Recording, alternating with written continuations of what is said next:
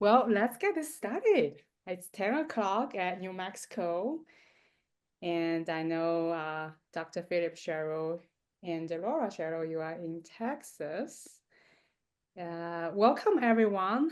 Good morning or good afternoon, good evening, wherever you are joining us from. We are so glad to have you here.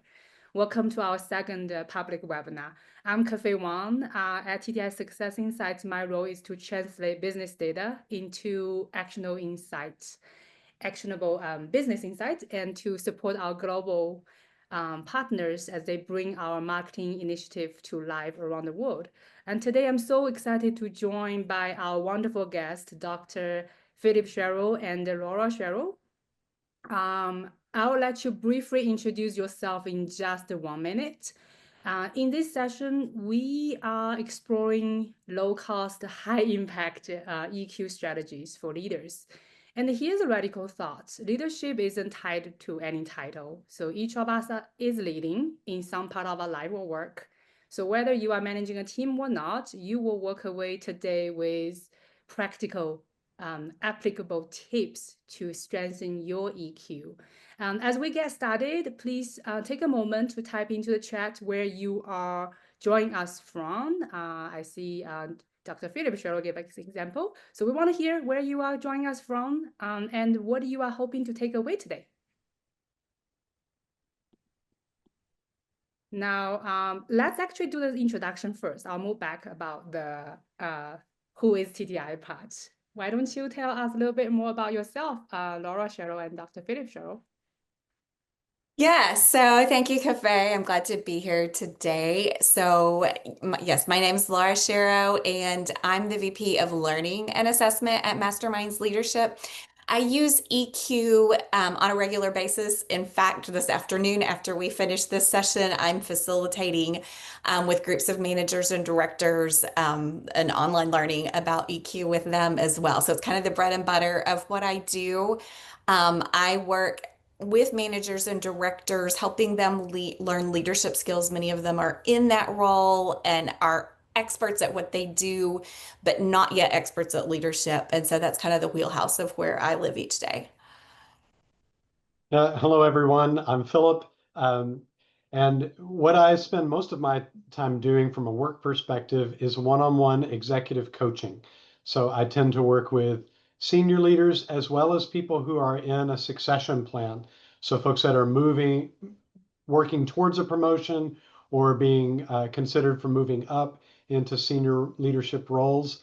And I use EQ in almost every session in one way or another, as well as focusing on EQ when I work with leadership teams as a whole. It's just so essential. Thank you, Dr. Phillip Shero and Laura Shero. Let me give everyone a quick introduction about who is TDI Success Insights. We actually essentially are an assessment company, and we are here to transform how people work. Ever since 1984, we developed the first, actually computerized the first, digitalized first DISC assessment. We assessment company based in Scottsdale, Arizona, but we really have a global operation in up to, I believe we have been administrating assessment in up to 100 countries, and we have partners in up to 55 countries. So we work closely with organizations and our partners across all industries around the world to help leaders and team discover themselves, discover how they work, what drives them, and their EQ, their skill set. And our assessments are very versatile that can be leveraged, utilized throughout the whole talent management process, through hiring, onboarding, to employee training, leadership development. And today, particularly, we are focusing on EQ development. A few things that really makes us different. I already mentioned that our global presence. Really want to brag us about our research-backed and multidimensional assessment that we have our own internal in-house research team that review our norm predictively, periodically, that basically compare each respondent with their own cultural norm instead of everyone else, because of that is really important how culture influence us. And we have over 35 million assessments administered, of course, with our 40 plus years history. Now let's dive in. Here's a big question for Dr. Laura and Dr. Phillip. Why EQ is a business critical skill in 2025? It's no longer nice to have. I have some thought, but I want to hear from you. We all know EQ is important. And now here are some cool stats I pulled from Dr. Chavez about how important EQ is. This is shocking to me. Not shocking, but it's cool to see people make $29,000 more with high EQ than the others, and how EQ is contributing our job performance. Like 55, our job performance is responsible. The job responsible, it's responsible for the EQ, and how important it is. We all know that, but why it's no longer nice to have in 2025? Right. So yes, thank you, Kefei. So yes, the statistics that you're seeing on the screen, I think on the one hand, yes, it's so surprising. Like 90% of top performers have high EQ. You know, it's responsible for 58% of your job performance. You earn more. And I think at a gut level, we know this too. Just like we don't do good work when we are emotionally compromised. And the research is there on the flip side. So I love all of these positive statistics, but the research on the flip side is there too. Robust research across 9,000 participants, multiple industries that just says we don't do good work when we are emotionally compromised. And so having the emotional intelligence to handle something. We were joking as we got on, like with the technology and it's not all working right. But if you don't have the emotional capacity to handle the little things and the big things that go wrong, then you don't get to these wonderful statistics that we see on the screen. I like how you put it. We don't do good when we are emotionally compromised. We can't No, function. No. no, we just can't. And, you know, like more than 75% of the respondents to that survey said their productivity went down. So, you know, that middle statistic, there's this 58% of your job performance is contributed to by the EQ. And then on the flip side, they just said, I just don't do good work. And the thing that happens is when we are emotionally compromised, we get into a spin. So we're thinking about that conversation that we had. We're not focused on the job at hand. And people it's amazing the lengths that people will go to when they are having an emotionally hard experience they'll walk to the water cooler like a completely different route so they don't have to walk by somebody's office, or even more drastically, they'll completely stay home from work. So the number of PTO days that are taken, not because somebody is sick, but because they just don't have the emotional intelligence to come in and deal with a conflict. They don't have that skill set, that toolkit. And so, when you think about, well, what do you want your managers to have? You want for yourself to be able to handle that. And then you want your managers also to be able to help negotiate these things for other people because, the business is losing money when those people are home. The business is losing money when those people leave. And so it just really contributes to the bottom line in so many critical ways. Yeah, I think Laura, you just brought up interesting point that this engagement piece, people walk away or people stay home. I want to throw out this big term, psychological safety here, and for us to dive in because it seems a buzzword ever since the pandemic, like human-centric leadership, the importance of create a psychological safety. What's your view? And Dr. Phillip Shero, please feel free to chime in. What's your view on how higher EQ, like leaders who with higher EQ, how they create psychologically safe space? That is such a critical question, Cafe. So first let's define what psychological safety is. If I take myself as an employee, psychological safety means it is okay for me to fail or for me to not have information or not know something and express my lack of that information, or it's okay for me to make a suggestion or even a critique of something. And by saying it's okay, it means I'm not expecting negative consequences to come to me, either, being made fun of or minimized or looked down on or ignored, or, rebuked for either not knowing something or putting out a critique or a suggestion or an idea. When the environment is safe for people to contribute or for people to be less than perfect, then it opens up the opportunity for ideas, for creativity, for innovation, and for problem solving, because you get input from everyone on the team. When the environment does not feel safe, people withhold. They won't say what they don't know, which means they're proceeding after the meeting. They're kind of proceeding in the dark. They're missing some information, but they were afraid to ask for it because they thought maybe that would look bad if they didn't already know, or they don't share their idea or the problem because they're afraid of what might happen. So when people withhold their ideas or their questions or their contribution, then performance goes down. So it's very much connected to performance.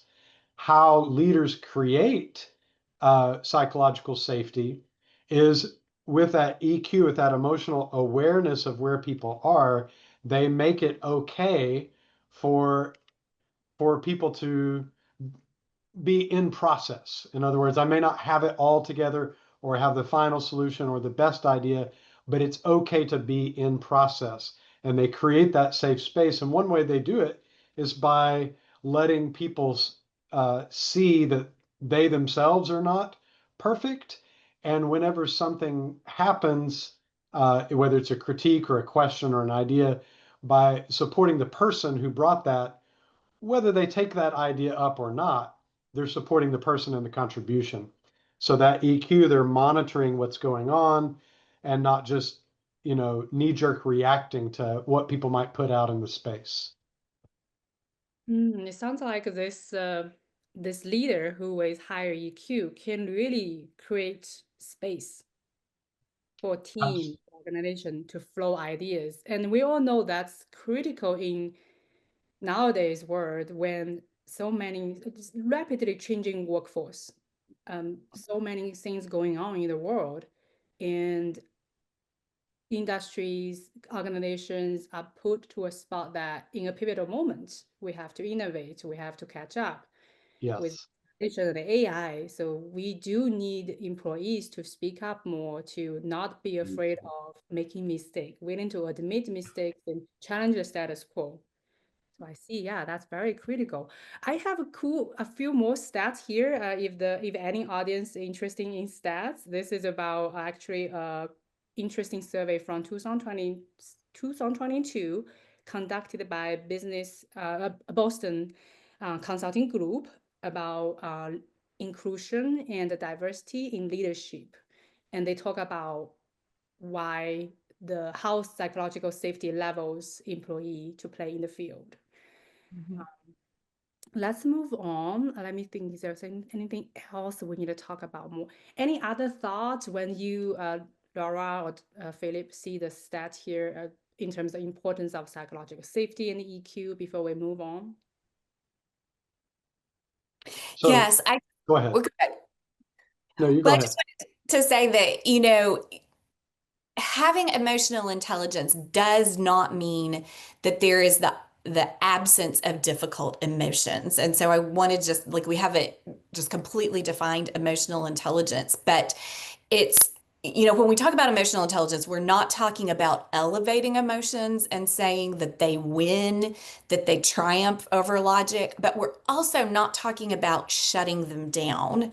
And so I think the beautiful thing about emotional intelligence, especially today in a world where I saw the word inclusion, that's so important. And we do have vastly differing viewpoints.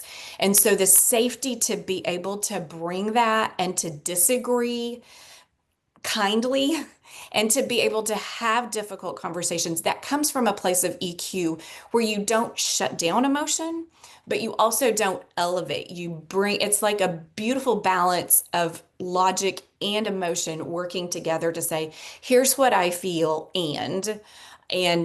just to have the intelligence to blend those two.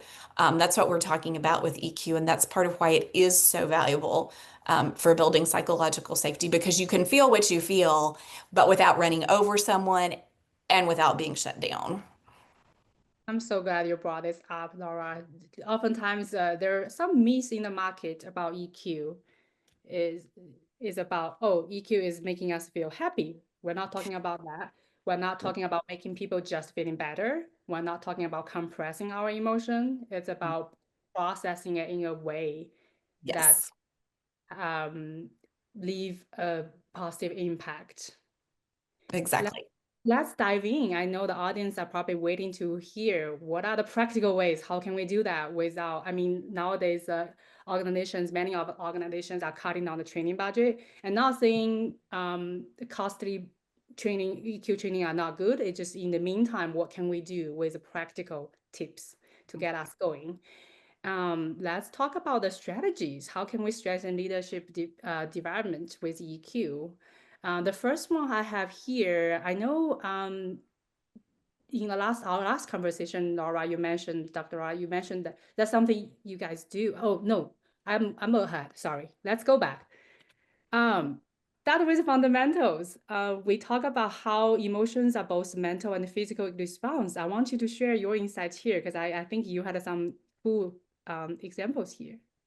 Yeah, I'll start it off and then kick it over to Philip. But it's so important to realize when we are talking about emotions and we're talking about emotional intelligence, awareness, regulation, to know that emotions are both physical and mental. And so I know sometimes I think we just try to attack emotions as something that's happening in our heads. And it's something that is happening both in our heads and in our bodies. And so when we think about both awareness and regulation, we need to think about physical and mental awareness, physical and mental regulation. And so if we don't recognize that, but when we do have an elevated response, the technology isn't working, our heart's beating fast, cortisol, all kinds of different stress hormones are released into our bloodstream, and there's a surge of that for 90 seconds, big surge, and then they stay for 18 minutes. So, that heart rate, it takes a bit for it to come down. So if we aren't recognizing, that clenched gut, clenched hands, racing heart rate, and doing things to be aware of what's happening in our body, sometimes our body will actually tell us first. You're like, I've got this pit in my stomach. And then you start to realize how stressed you are. So I think that's just so important to realize that emotions are both mental and physical, and we need to address them. And I will talk about some strategies, both mental and physical. And I'll just kick it over to Philip. Some of the physical strategies that we're most passionate about are sleep and exercise, which are so easy for people to just roll their eyes and be like, I know, I know. But the research is there. I'm going to let Philip talk about that. Yes, so I would encourage people to look up Dr. Matthew Walker, who has a book called Why We Sleep. And he really gets into what happens when you don't have enough sleep. Physiologically, the emotional control center mechanism in your brain is diminished, that it cannot respond as well. And his anecdote is when we don't get enough sleep, we all turn into 3-year-olds. I mean, our impulse control is reduced, our irritation level is increased, and our triggers get shorter, our fuses get shorter. So that's a physical thing. Is people say, oh, well, we should be rational and logical, but you need to understand that your body and your brain chemistry is being affected by your exercise or lack of it, and your sleep or lack of it. And less exercise, less sleep reduces your capacity to take rational control over the emotions. and the emotions start breaking through when you don't want them to. So those are just fundamentals. Understand it's mental and physical. It's not just a mental game. And that physical exercise, I've talked to people who are like, oh, I love to do kickbox because then I can get out my aggressions, which is a great choice. If you are emotionally hijacked, if you can, and it really, the blood is surging, going for a walk, doing a kickboxing class, doing something that allows you to kind of expend that energy in the moment is great. But it's also a long-term solution as well, because those who are doing physical exercise and your heart is in better shape, your muscles are in better shape, you recover better from those emotional surges. So that physical exercise is both a short-term strategy and a long-term strategy for helping your body to manage the effects of these emotional surges. I worked with a CEO who had just a habit. If he had a difficult conversation or a challenging call, he would immediately, um, before that call, he would go down and take a walk around one block next to the bank building. Just physically doing that in preparation, or if he didn't know it was coming, he would go down there right after. And his EA knew that that was going to be his pattern. So it just building in even something so simple as just physically taking a walk outside, and that was his practice, and it gave him much better emotional regulation. That's a cool example. And I can so much relate what Dr. Philip and Laura you shared, because there was one time I got so emotionally triggered and I went out for a run and I run much faster. And I run on daily basis and that's my Yeah. go-to tool.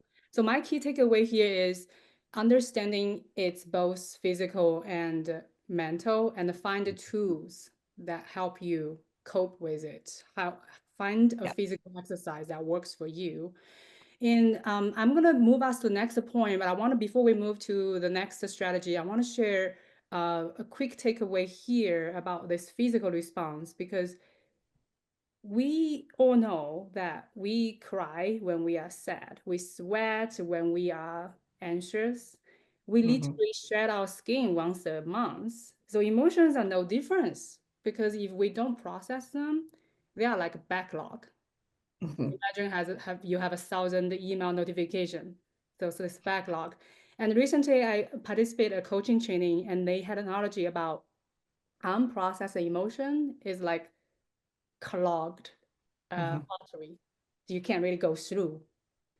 So now let's move on this next part about this reflective leadership journal as a way to process. Yes. So this is moving to a mental strategy. We've talked about physical strategies, but a mental strategy for awareness is to do a reflective leadership journal. So there are multiple ways to do this. But one of the most powerful components of self-awareness is simply beginning to pay attention. We're also busy. I mean, our to-do lists are as long as our arm and they're never done. We go meeting to meeting to meeting. And sometimes we just don't stop to pay attention and say, what am I feeling? So, a leadership journal can help you do this. When I work with my clients, I have them set a timer a couple times a day and say, just do this for 2 weeks. When your timer goes off, sit down and say, what am I feeling? How strongly am I feeling it? Is it low, medium, or high? And why? And that just you can start to see patterns, but even just the awareness of asking the question, if you're not used to doing that, is really powerful. A quick example of that, a leader I was working with in a succession path uh, had was telling me about an employee that had received a lot of special care and attention. They'd gone through some personal challenges, and like other employees had taken up a collection for them, and the company matched it, and they gave them time off. And in many ways, they had rallied around this employee to support them. And then that employee left and went to a competitor. And that so after all of this investment, everyone had cared for the person, then they left. And I said, okay, in your leadership journal, how do you feel about that?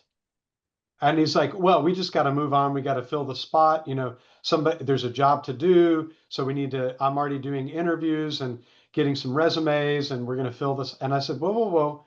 How do you feel? And it took several applications of that question. And finally he said, you know what? I feel resentful because we invested in this person and I cared. And I thought after all that we had done, this employee would not just abruptly leave us with no explanation and go to a competitor. And I said, okay, so now you know what you feel. You've increased your awareness. You know why you feel it. The next level of reflection is how is that affecting your decision making? So are you still willing to invest in other employees, even though you kind of got burned on this one? Are you willing to take more time and do that caring again? And he's like, huh. Okay. And I said, okay, this is where you start to get really aware. And instead of just shutting down emotions and going to the task, I'm going to replace the position, get the job done. It's like, wait, what am I feeling? Why am I feeling that? How is that affecting me going forward? And how can I, Kefei, to your point, process that feeling and get it out? We're not going to dwell on it. We're not going to look at our navel all day. We just want to recognize this feeling happened and here's why, and I'm going to process it so I don't drag it with me into my next leadership decisions and meetings and conversations. That's processing it. That's such a beautiful example because when we don't process it, emotions become embodied. That's Yeah. why we will know sometimes people carry the stress in neck, shoulder, knees when Yes. we can Mm. move forward, literally become a physical experience again. I like how you put up this question about how is that going to affect your decision making in the future? Because it's really a self dialogue here as a leader. What values we are trying to honor, what kind of leader we want to show up after this. Because oftentimes the resentful emotion or other emotions, negative or positive, they all deliver a message for us. There is something they want to inform us as we go through experience. Mm-hmm. Yeah, let's move on. We have a couple more cool tips here. And this one is about just small habit, daily things that leaders can do to show up, to develop their EQ, and also to create a more psychologically safe space. What's your Yeah. thought here? Phillip, you want to kick this one off? Well, I was thinking of your example just with some of your daily routine of how you've stacked some habits. So maybe you could share that and then we can build on it. Great, great. Yeah. So this is not so much with emotional intelligence, but just for someone who's new to the whole idea of habit stacking. So I got to the point where I needed to be taking collagen just for joint support and all of that. I'm like, how in my busy life am I going to remember this collagen? Well, I never forget my morning cup of coffee. I mean, that's like part of the routine. And so I just the collagen bottle is right there by the coffee pot, and I always put the collagen in the coffee. So that's habit stacking, something that I never will forget. Never forget the coffee. There's the collagen. Collagen goes in the coffee. So I never forget the collagen either. I don't really have to remember it. It's right there. So that's physical habit stacking for me, just practically to kick us off with what does that look like for someone not familiar with the term? Yes. So I'm going to share one that builds on that, connects to EQ. Now that you understand what habit stacking is. So I find myself getting anxious and stressed when I'm on the road, especially if there are drivers that I feel like they're not driving the way I would. They're moving too slow or they're not being decisive and I can get frustrated about that. Well, driving on the road, I regularly encounter stoplights. And what I've done is I've stacked a habit. Whenever I come to a stoplight, I take deep breaths. Um, and it's like every time I get to one, I'm like, okay, that's it. I'm going to let out the tension. I'm going to take in 2 or 3 deep breaths and just calm myself down. It's really not that big a deal. I know that logically it's not a big deal, but I have to tell my body. And use that physical and mental but I stack that habit onto something that I'm running into. I have another friend that when they walk through a doorway, that's their trigger to take 2 deep breaths. Or another EQ habit stacking is whenever I ask a question, so this is the active listening one.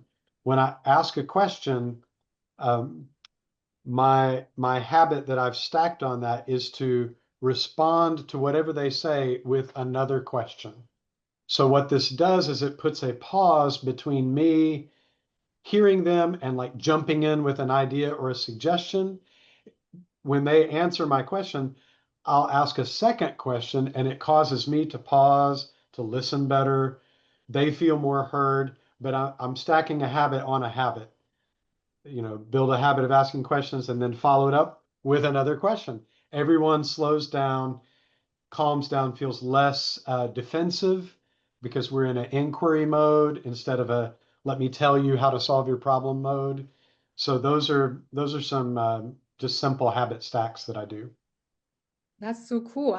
My key takeaway here is like finding the trigger, right? Like I'm not, I mean, the habit trigger. For you, it's the stoplight, the doorway, and then the question is building up the healthy habit after. I'm curious, Laura, what's your thoughts on active listening and validation? Because oftentimes we tend to jump in when other people speak. We want to share, oh, that's how I feel about it too, or we can't wait to tell our own story. How to Yes. remind ourselves to listen? Yes. So often our tendency when we are listening is that we're either thinking how to fix it or how to respond, and we're not necessarily focused on this person needs to be heard.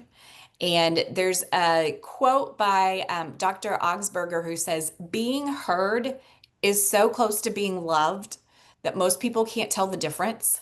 Very often, when other people are emotionally compromised, they just need somebody to hear and understand.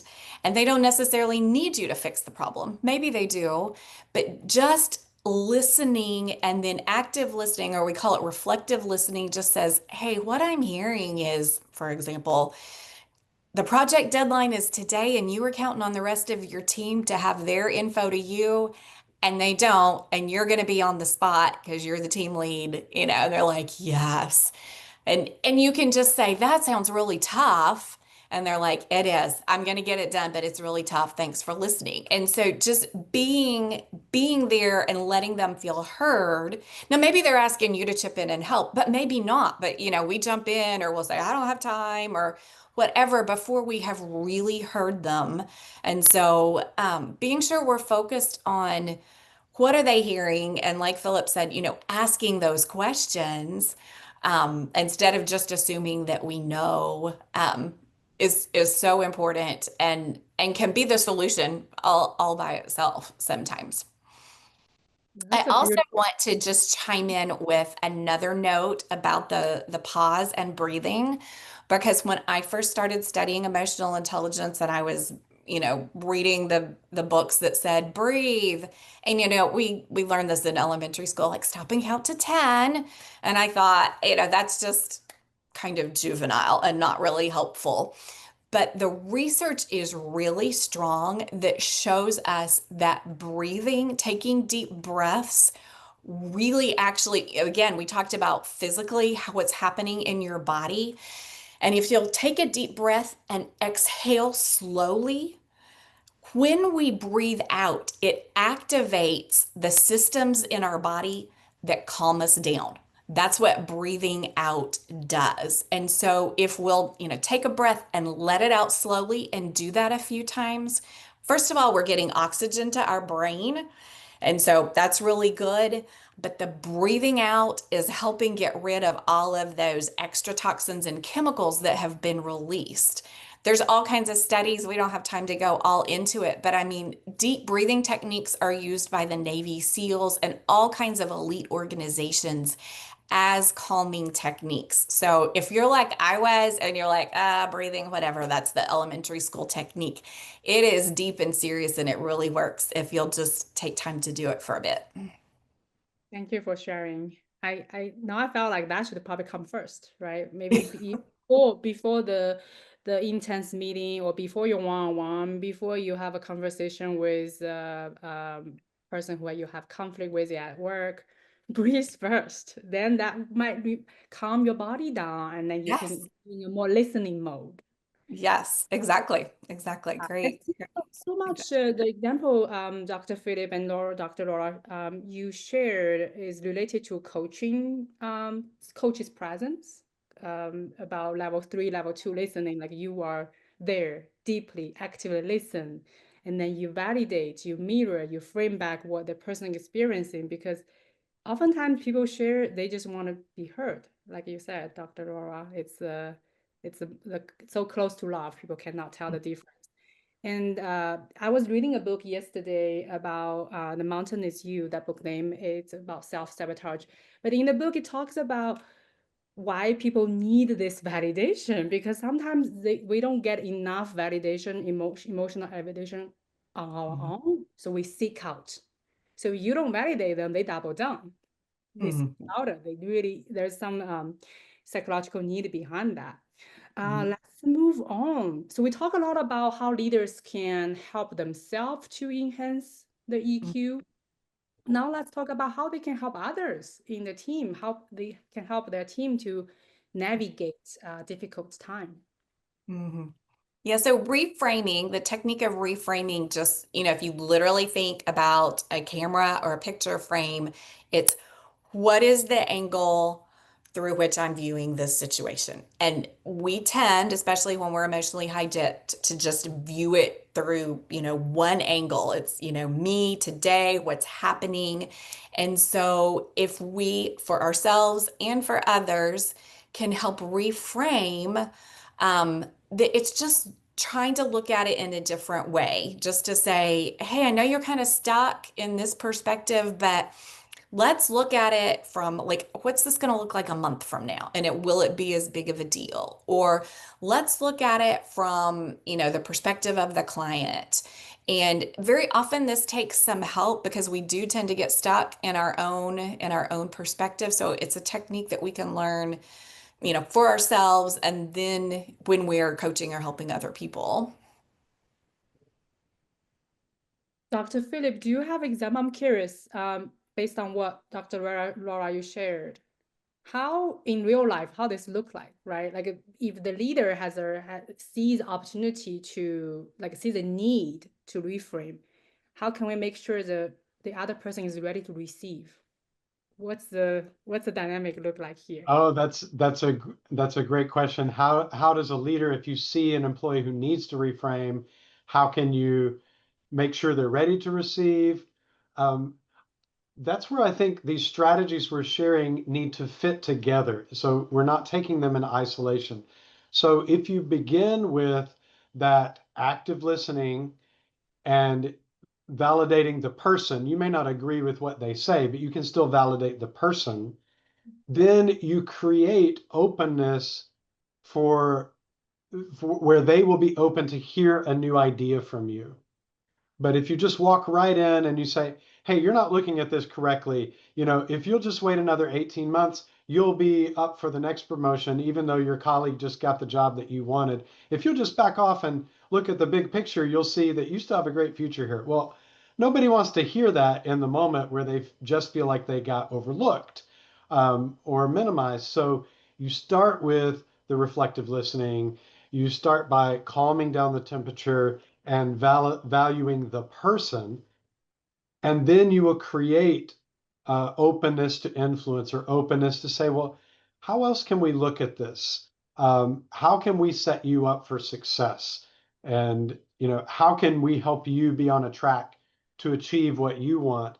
Now they're open to some reframing, to maybe looking at timeline or gets a different perspective. But if you don't do the other thing first, then just trying to help them reframe will probably be met with resistance. It will feel cold or uncaring, even if you intended it to be caring. It may not land that way. So you kind of have to put these skills together. Mm, that's a great example. It's like you have used Dr. Laura's language. You have to love first, Yeah. right? You have to to let them feel you are loving them, you are there for them. So I noticed a lot of questions, examples, Dr. Philip, you shared is like, how can we be on the right track? How can we work together? Mhm. So it's this we, to building the we Yes. here first. Awesome. Well, last one, actually, I had a typo here. It's our last one. Just a quick question. I'm curious, what's your view here on some tools in the market, like Grammarly? There's some other tools that's AI powered to help you to reflect yourself. I'm wondering how they can play out in the self-journal part. What's your perspective on this? So I am a big fan of AI, and I think what you're talking about here is one of the best uses of AI because it has this skill to take something that has one tone and completely transform it. And sometimes in the moment it's very hard for us to self-edit, and even if you leave it for a day. And so you can plug into ChatGPT or any of these other things. You can tell it, here's the essence of what I need to say, but I need to say this in a really friendly and understanding way, and it'll do that. Now, of course, I don't advocate just letting it go without reading. It's garbage in, garbage out. So if you don't kind of edit it and look at it, but it can do that tweak for you. So I think that is a really great use of AI right there. Thank you. Uh, I'll give a quick personal example. Um, does anybody have a colleague who responds with really short text messages or emails, like just a few words, like there's nothing around it? Well, I have a confession to make. I'm that colleague. I send like super short text messages. Don't put a lot of fluff around it. And sometimes I've been told that that can come across as blunt or terse or uncaring or like too quick. And here's what happened to me last week. I had someone send me a question by text, and my first reaction was to be a little irritated at the interruption. I'm like, why are you asking me that? You should figure it out yourself. And I was going to just fire back this really quick, terse response. But my phone pulled up a little suggestion for how to respond. And the suggestion, I was like, wow, that's nicer than what I would have said. It was thoughtful. It like put a human touch to it. And it wasn't that long. It was just a few words that made it human again. And I was like, I'm going to use that. So I let the AI fill in the first part, and then I put my response. And what I got back was like much more human engagement. Whereas I think if I had just fired off my text, it would have sort of shut things down and left it sort of at a cold level. So that was just, I didn't even plan to use it, but that little prompt popped up and it gave me a second to pause and go, yeah, I should probably take more than 10 seconds to reply to this and be a little more human. Thank you for sharing the example. It's about meeting in the middle and bring the human touch. Yeah. We only have 2 minutes left. We have so much fun things to talk about. So I want to make sure that we have a little bit time to come to the Q&A. But I have a surprise gift for everyone here for any attendees. If you join this webinar live, then we have a record here. We'll reach out and we will offer you a free EQ assessment. Basically, our EQ assessment will help you understand what area you are more active. Is that like understand your own emotions, understanding others, regulate your own, regulate others. We have about 5 dimensions that measure your emotional intelligence activity. Then we will have suggestions, actions, to do's, help you to enhance. So we will be in touch. Let me stop sharing and make sure we get to the QA. Do we have anything, Mackenzie? Let's see. I see. Okay, we have I think Mackenzie answered a lot of questions here. No Any final? questions yet. Okay, well, any final words from our speakers? I would just say, Emotional intelligence is a skill. I consider it a skill. So just like anything, like if you're trying to learn golf, and there's different if you learn golf, you got to learn to drive, you got to learn to chip, you got to learn to putt. So emotional intelligence is like that. So if you go out this week and you're like, oh, I did this webinar, but it's not easy, it takes practice, and you have to do it continually. You can't do it for 2 days and then think, oh, I've got it. So just have patience with yourself. It's a skill that will take time to learn. I got a question about, let me just reading through. About motivation Yeah. with driving forces and EQ. Yes. Yeah, so the key distinction between driving forces and EQ motivation is whether it's natural or chosen. So your driving forces are your natural drivers and motivators that are always going to be giving you energy. The EQ motivation is your choice or your ability to bring energy to something that might not engage you otherwise.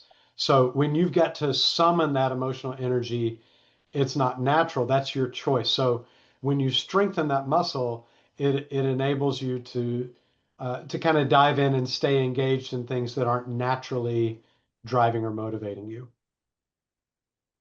Thank you for sharing, Dr. Phillip. For just a quick background information, at TDI Success Insights, we do provide assessment that measures what drives you. So this is what Dr. Phillip mentioned about driving force. And there is a term in EQ assessment that also talks about driving force, drivers. It's motivator. It's different concept of the driving force. We have a multi-dimensional assessment that help people develop a more holistic understanding of themselves and others and team. I have a few more questions here. I think one quick thing about, okay, AI-powered self-reflection tool. So I will send everyone the slides and the examples, the tools that I gathered. I don't have a personal experience about the reflection tools, but based on what I heard from other people's experiences, they seems like a mood checker, really help you to reflect. I see it's more of a alternative choice of journal.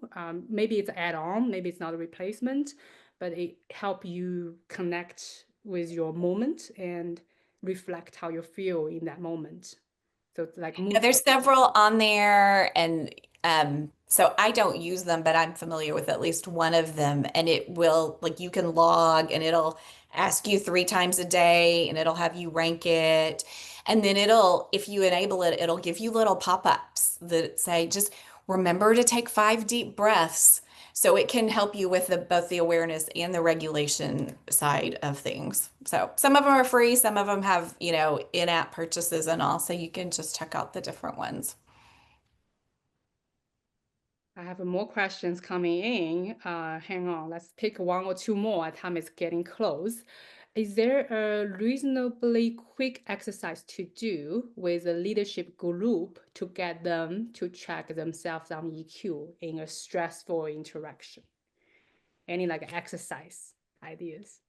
Yeah, a quick one that I would do, it's not complex. It's just those same simple questions, but what the leader can do in a team setting or a facilitator can say, okay, we're going to literally take 5 minutes and we're going to ask ourselves, what emotions are being generated in me in this situation? Why do I think that they're being generated? How might it be affecting my thinking? So just 3 quick questions, but we're going to pause the meeting for 5 minutes and everyone sits and reflects and writes it down. And you can decide whether you share those things or whether you just let people sit with their own reflection and awareness. But it's super quick and simple. You just have to make the time to pause for the group and let everybody breathe and think. Yeah, the power of reflection. Yeah. As we reflect, I think oftentimes we will dive in and it's like peeling an onion, emotions. At first, you might realize, oh, I'm feeling angry. And then it's like, I feel wronged or some Mhm. other. Yeah. The final question, we'll do a last one. We're gonna close the session. Just I'm curious. Okay, this is a question from Lauren. the story Dr. Phillip shared about his phone generating a response with higher EQ than his initial instinct resonated with me. Curious how you both, maybe especially Dr. Laura, are thinking about AI and EQ as we look about future of leadership development and employee development. Any thought here for about future? So the future of EQ as AI using. AI and EQ as we look at the future of leadership development. So as AI becomes more and more a part of our lives, EQ is going to be so much more important because AI is going to take over the jobs that don't need EQ. And so what's going to happen is that the jobs that humans are doing are the ones that the machines can't. And so, the relational parts of things EQ is just going to become that much more important. I would just tag on to that. We already use Google to make ourselves smarter on the spot. Anything you don't know, you can just Google it and get an answer. I think leaders should engage the power of AI to, again, make yourself better right there in the moment, to check that email before you send it, to drop something in and let AI do a tone analysis, or when you're preparing a presentation, gets AI feedback. It's a tool, and the quicker we can use it, we use a lot of other tools that make us smarter and better right there quickly. AI can become one of those. Still needs the human oversight, but use it as a tool and let it help you lead instead of just, that gut instinct or reaction may not always be your best foot to put forward. Great. Thank you. Well, I think we are a little over our time.